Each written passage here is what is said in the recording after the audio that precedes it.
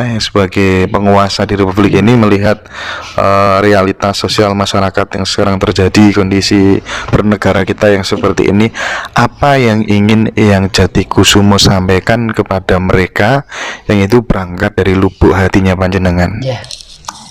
Yang pengen saya sampaikan satu, mungkin kalau ya Pak Jokowi itu termasuk saya salah satu orang yang mengondisikan pertama kali, orangnya itu nggak sampai 9 orang. Jadi beliau itu bukan dicalonkan oleh partai, bukan dicalonkan oleh masyarakat Jawa Tengah, berangkat untuk menjadi ke RI 1 loh ya. Itu berangkat dari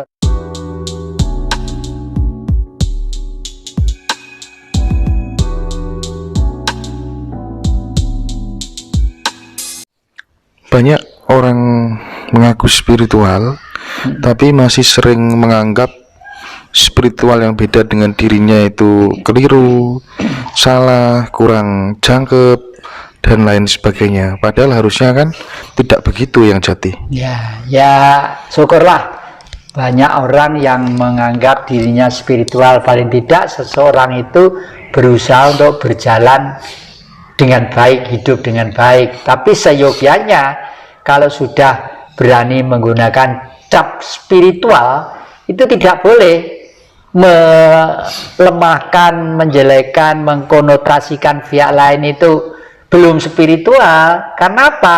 Nama saja spirit. Spirit itu artinya jiwa. Jiwa manusia tidak sama. Kakek ini sekeluarga dengan istri kakek, dengan anak kakek, dengan cucu kakek, untuk mengangkat spiritual, kalau mengangkat Tuhan gitu ya nggak sama ke kemampuannya ya. Kalau misalnya ini misal loh ya, jangan dikonotasikan yang real. Misalnya Tuhan itu 100 kilo, ada yang kemampuannya cuma 10 kilo, ada 20 kilo, ada 5 kilo, itu semua adalah kemurahan ya. Dan itu harus disebarkan supaya tidak saling nuding. Itulah sebabnya Bung Karno menaruh sila yang pertama, ketuhanan yang Maha Esa. Jadi Tuhan itu hanya satu, hanya Esa, satu. Ya, ketuhanan itu semua menuju ke yang satu. Makanya bangsa ini harus dihimpun dengan baik supaya manusianya itu hidupnya layak. Untuk hidupnya layak harus ditata dengan sistem demos kratos atau demokrasi. Demos itu kekuasaan, kratos itu kerajaan. Demos itu adalah rakyat, kratos itu adalah kerajaan. Jadi rakyatlah yang berkuasa untuk menuju ke keadilan sosial itu. Okay. Tapi kan buktinya yang dengan sistem seperti ini yang kalau dibanding dengan di Denmark misalnya, atau di negara-negara yang memang berbasis kerajaan, ada bayi lahir gitu, tinggal langsung telepon ke dinas pencatatan kependudukan, nama anak saya misalnya inisial ini lahir kemarin jam 1 siang, 3 hari kemudian datang bawakan akte kelahiran sudah jadi dan beasiswa mulai dari 0 tahun sampai 16 tahun loh.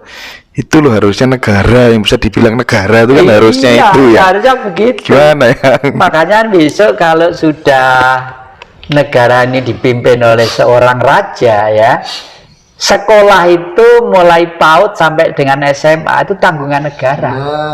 Karena apa? Loh, bondo di Republik Indonesia itu loh, dari Irian saja kekayaan 1 hari bisa untuk menghidupi bangsa Indonesia 1 minggu, 1 hari bisa untuk menghidupi belum di Ternate, belum di Bacang, belum di ini dan sebagainya, belum di Kalimantan dan lain sebagainya. Lah, oleh karena itu sampai contoh Amerika itu memang gembong-gembongnya kapitalis, tapi pola pikirnya itu masih indah loh. Amerika itu begini cara hidupnya ya.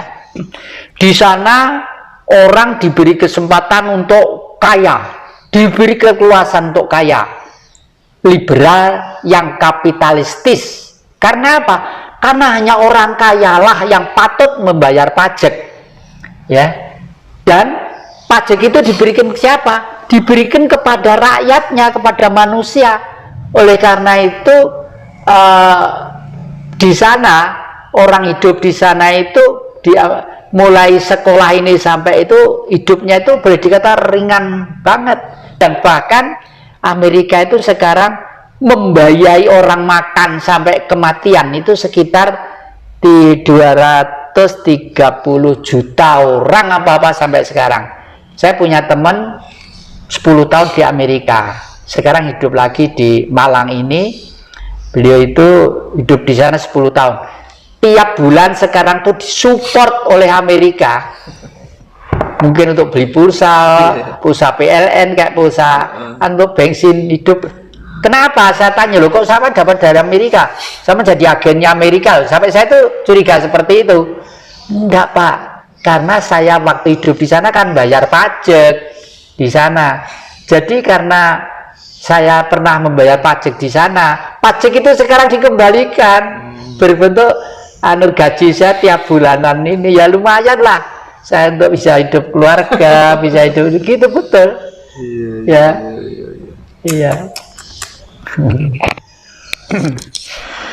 Iyalah, jadi apa, kalau misalnya andai kata kemudian kita ini tidak terikat oleh sistem perekonomian, aturan main internasional gitu kan enak, yang bikin mata uang lagi sendiri khusus untuk pembangunan di Indonesia. Kalau yang rupiah udah terlanjur ya sudah ikut sana. Sehingga tiap hari mungkin bisa ngeprint 1 triliun gitu kan, untuk bangun semuanya gitu. Itu kan tata cara mengelola negara yang benar, itu sebenarnya yang perlu dipelajari. Ya, bagaimanapun duit itu mempunyai beberapa fungsi ya. Fungsi pertama untuk mempermudah pergaulan ekonomi, meringankan manusia ya. Kalau dulu kan barter, kursi saya itu ditukar apa gitu, ngotong-ngotong sana, tukar beras, gorong lagi sini. Nah, sekarang dengan uang itu sudah bisa mewakili segalanya. Sekaligus kalau saya malah rapi lagi, saya nggak bawa dompet. Saya tuh kalau naruh dompet, kepalanya itu, kepala gambarnya manusia itu di atas semua, dan menghadapnya sama, dan tidak pernah saya taruh di pantat, karena itu pahlawan loh, gitu, pahlawan ya, menghargai. Saya taruh di samping atau di dompet atau di di tas atau apa gitu, selalu begitu saya hormat, karena saya pernah mengalami sendiri bagaimana hidup di gunung, bagaimana dikejar-kejar oleh Belanda waktu masih kecil dengan orang tua saya, itu mengalami semua. Yang paling terakhir, andai kata kemudian yang ingin memberikan pesan kepada siapapun yang memanage Republik ini, ada Pak Jokowi ya kan, dan siapapun lah yang sebagai penguasa di Republik ini melihat realitas sosial masyarakat yang sekarang terjadi, kondisi bernegara kita yang seperti ini, apa yang ingin yang Jatikusumo sampaikan kepada mereka yang itu berangkat dari lubuk hatinya panjenengan?